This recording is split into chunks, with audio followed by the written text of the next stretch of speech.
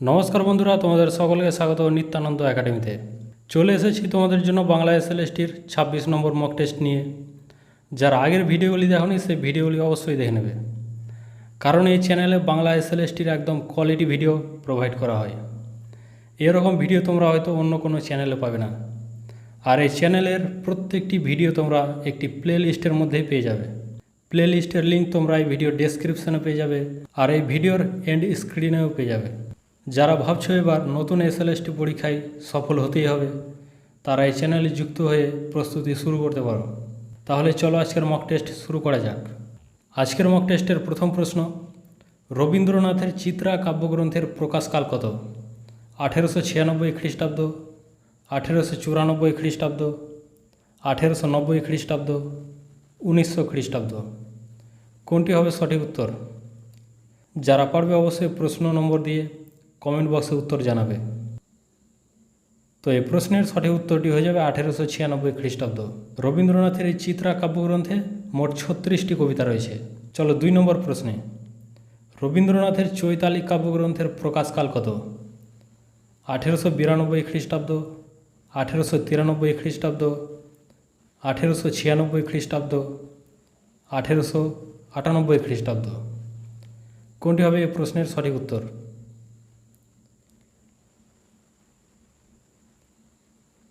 তো এই প্রশ্নের সঠিক উত্তরটি হয়ে যাবে 1896 খ্রিস্টাব্দ। রবীন্দ্রনাথের চৈতালি কাব্যগ্রন্থে মোট 78টি কবিতা রয়েছে।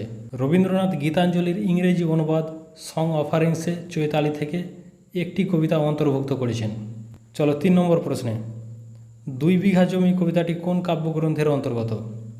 চিত্রা, চৈতালি, পুনশ্চ, শেষ সপ্তক। কোনটি হবে এই প্রশ্নের সঠিক উত্তর?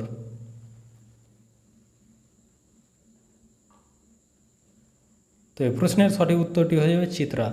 চলো 4 নম্বর প্রশ্নে, এবার ফিরাও মোড়ে কবিতাটি কোন কাব্যগ্রন্থের অন্তর্গত? সোনার তরী, মানসী, পূরবী, চিত্রা।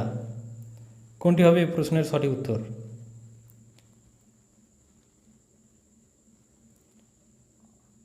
তো এই প্রশ্নের সঠিক উত্তরটি হয়ে যাবে চিত্রা। চিত্রা কাব্যগ্রন্থের আরও উল্লেখযোগ্য কবিতাগুলি হল চিত্রা, স্বর্গ হইতে বিদায়, মৃত্যুর পরে, অন্তর্যামী, পুরাতন ভৃত্য, শীতে বসন্তে, পূর্ণিমা, শেষ উপহার, দিন শেষে, মরীচিকা, জীবন দেবতা, রাতে ও প্রভাতে, সিন্ধু পাড়ে। চলো 6 নম্বর প্রশ্নে, সভ্যতার প্রতি কবিতাটি রবীন্দ্রনাথের কোন কাব্যগ্রন্থের অন্তর্গত? চিত্রা, নৈবেদ্য, চৈতালি, বলাকা। কোনটি হবে এই প্রশ্নের সঠিক উত্তর?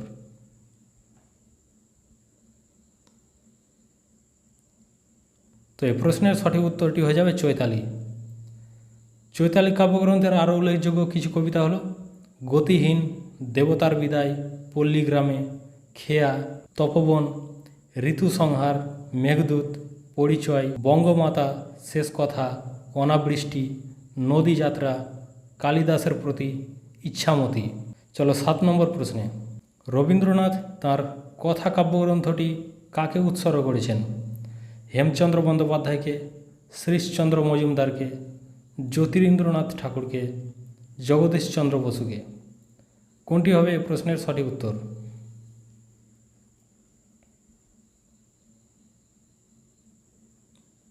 তো এই প্রশ্নের সঠিক উত্তরটি হয়ে যাবে জগদীশচন্দ্র বসুকে।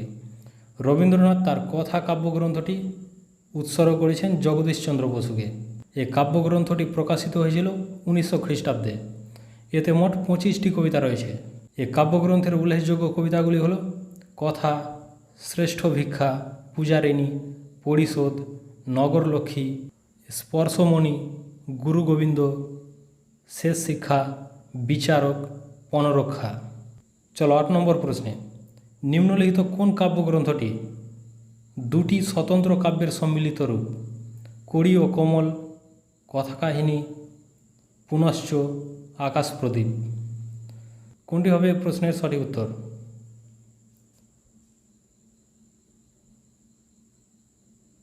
তো এই প্রশ্নের সঠিক উত্তরটি হয়ে যাবে কথা ও কাহিনী। কথা ও কাহিনী হচ্ছে 2টি স্বতন্ত্র কাব্যগ্রন্থের সম্মিলিত রূপ। চলো 9 নম্বর প্রশ্নে, রবীন্দ্রনাথের খনিকা কাব্যগ্রন্থটি কত সালে প্রকাশিত হয়? 1900 খ্রিস্টাব্দে, 1902 খ্রিস্টাব্দে, 1906 খ্রিস্টাব্দে, 1910 খ্রিস্টাব্দে? কোনটি হবে প্রশ্নের সঠিক উত্তর? তো প্রশ্নের সঠিক উত্তরটি হয়ে যাবে 1900 খ্রিস্টাব্দে। খনিকা কাব্যগ্রন্থটিতে মোট 59টি কবিতা রয়েছে। রবীন্দ্রনাথ এই কাব্যটি উৎসর্গ করেছিলেন লক্ষেন্দ্রনাথ পালিতকে। এই কাব্যগ্রন্থের কিছু উল্লেখযোগ্য কবিতাগুলি হল উদ্বোধন, যথাসময়, বোঝাপড়া, অচেনা, বিদায়, ক্ষতিপূরণ, জন্মান্তর, দুই তীরে, অতিথি, আষাঢ়, দুই বোন, কৃষ্ণকলি, কল্যাণী।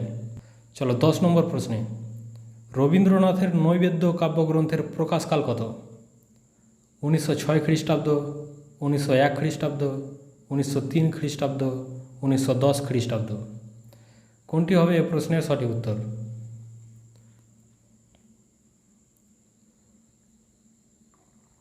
তো এই প্রশ্নের সঠিক উত্তরটি হয়ে যাবে 1901 খ্রিস্টাব্দ। নৈবেদ্য কাব্যগ্রন্থটি রবীন্দ্র কাব্য রচনার অন্তর্বর্তী পর্বের অন্তর্গত। চলো 11 নম্বর প্রশ্নে, রবীন্দ্রনাথের শিশু কাব্যগ্রন্থটির প্রকাশকাল কত? 1903 খ্রিস্টাব্দ, 1900 খ্রিস্টাব্দ, 1901 খ্রিস্টাব্দ, 1910 খ্রিস্টাব্দ? কোনটি হবে এই প্রশ্নের সঠিক উত্তর?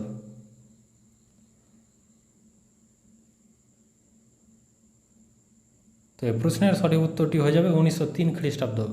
শিশু কাব্যগ্রন্থটি রবীন্দ্র কাব্য রচনার অন্তর্বর্তী পর্বের অন্তর্গত। রবীন্দ্রনাথ গীতাঞ্জলির ইংরেজি অনুবাদ সং অফারিংসে শিশু কাব্যগ্রন্থটি থেকে 3টি কবিতা অন্তর্ভুক্ত করেছেন। রবীন্দ্রনাথের এই কাব্যে শিশু লীলার অনুরূপ প্রকাশ ঘটেছে। পরবর্তী 12 নম্বর প্রশ্ন, বৃষ্টি পরে টুপুর টাপুর কবিতাটি কোন কাব্যগ্রন্থের? খনিকা, চৈতালি, শিশু, ছবি ও গান? কোনটি হবে এই প্রশ্নের সঠিক উত্তর?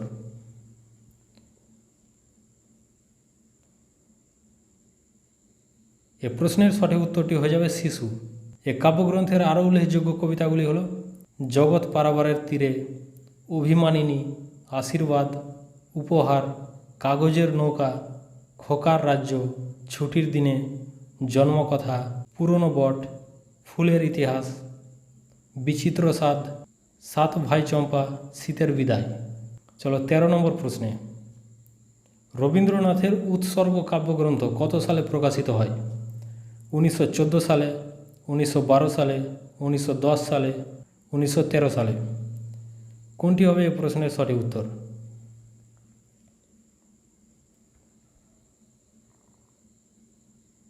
তো এই প্রশ্নের সঠিক উত্তরটি হয়ে যাবে 1914 সালে। পরবর্তী 14 নম্বর প্রশ্ন, রবীন্দ্রনাথ তাঁর খেয়া কাব্যগ্রন্থটি কাকে উৎসর্গ করেছেন? শ্রীশচন্দ্র মজুমদারকে, সত্যেন্দ্রনাথ ঠাকুরকে, জগদীশচন্দ্র বসুকে, বঙ্কিমচন্দ্র চট্টোপাধ্যায়কে? কোনটি হবে এই প্রশ্নের সঠিক উত্তর?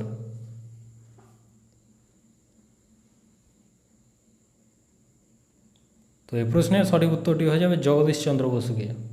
15 নম্বর প্রশ্ন, রবীন্দ্রনাথের খেয়া কাব্যগ্রন্থটি কত সালে প্রকাশিত হয়? 1906 সালে, 1907 সালে, 1902 সালে, 1904 সালে? কোনটি হবে এই প্রশ্নের সঠিক উত্তর?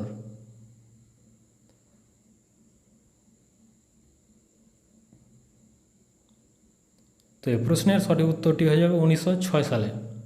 রবীন্দ্রনাথের খেয়া কাব্যগ্রন্থটি রবীন্দ্রনাথের কাব্য রচনার অন্তর্বর্তী পর্বের অন্তর্গত। রবীন্দ্রনাথ খেয়া কাব্যগ্রন্থের 11টি কবিতা গীতাঞ্জলির ইংরেজি অনুবাদ সং অফারিংসে অন্তর্ভুক্ত করেছেন। রবীন্দ্রনাথের খেয়া কাব্যে বিষাদ ও ক্লান্তির সুর প্রাধান্য পেয়েছে। মানব জীবনের সুখ দুঃখ এবং আশা আকাঙ্ক্ষার কথা ধ্বনিত হয়েছে। এতে আধ্যাত্মিকতার মূর্ছনাও পরিলক্ষিত হয়েছে। চলো 16 নম্বর প্রশ্নে, রবীন্দ্রনাথের কল্পনা কাব্যগ্রন্থটি কবে প্রকাশিত হয়? 1882 খ্রিস্টাব্দে, 1900 খ্রিস্টাব্দে, 1886 খ্রিস্টাব্দে, 1903 খ্রিস্টাব্দে? কোনটি হবে এ প্রশ্নের সঠিক উত্তর? তো এই প্রশ্নের সঠিক উত্তরটি হয়ে যাবে 1900 খ্রিস্টাব্দে। রবীন্দ্রনাথের এই কাব্যগ্রন্থটি রবীন্দ্র কাব্য রচনার অন্তর্বর্তী পর্বের অন্তর্গত। কল্পনা কাব্যটিতে মোট 49টি কবিতা রয়েছে। রবীন্দ্রনাথ গীতাঞ্জলির ইংরেজি অনুবাদ সং অফারিংসে কল্পনা থেকে মোট 1টি কবিতা অন্তর্ভুক্ত করেছেন। চলো 17 নম্বর প্রশ্নে, রবীন্দ্রনাথ তার কল্পনা কাব্যগ্রন্থটি কাকে উৎসর্গ করেছেন? জগদীশচন্দ্র বসুকে, দেবেন্দ্রনাথ সেনকে, সত্যেন্দ্রনাথ ঠাকুরকে, শ্রীশচন্দ্র মজুমদারকে? কোনটি হবে এই প্রশ্নের সঠিক উত্তর? তো এই প্রশ্নের সঠিক উত্তরটি হয়ে যাবে শ্রীশচন্দ্র মজুমদারকে। রবীন্দ্রনাথ তার কল্পনা কাব্যগ্রন্থটি উৎসর্গ করেছেন শ্রীশচন্দ্র মজুমদারকে। পরবর্তী 18 নম্বর প্রশ্ন, চোর পঞ্চাশিকা কবিতাটি কোন কাব্যগ্রন্থের অন্তর্গত? নৈবেদ্য, কল্পনা, স্মরণ, চিত্রা? কোনটি হবে এই প্রশ্নের সঠিক উত্তর?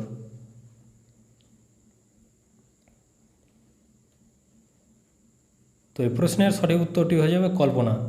রবীন্দ্রনাথের কল্পনা কাব্যের কিছু উল্লেখযোগ্য কবিতা হলো বর্ষামঙ্গল, মদন ভস্যের পর, পসারিণী, বঙ্গলক্ষ্মী, জুতা আবিষ্কার, জগদীশচন্দ্র বসু, মানস প্রতিমা, বিবাহ মঙ্গল, ভারতলক্ষ্মী, ভগ্নমন্দির, জন্মদিনের গান। চলো 19 নম্বর প্রশ্নে, গীতাঞ্জলি কাব্যগ্রন্থের প্রকাশকাল কত? 1913 খ্রিস্টাব্দ, 1910 খ্রিস্টাব্দ, 1912 খ্রিস্টাব্দ, 1909 খ্রিস্টাব্দ? কোনটি হবে এই প্রশ্নের সঠিক উত্তর?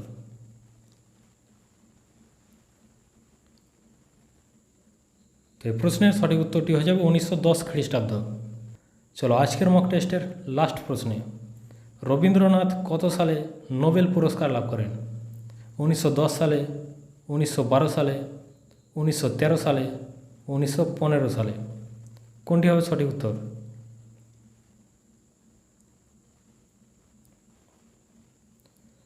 তো এই প্রশ্নের সঠিক উত্তরটি হয়ে যাবে 1913 সালে।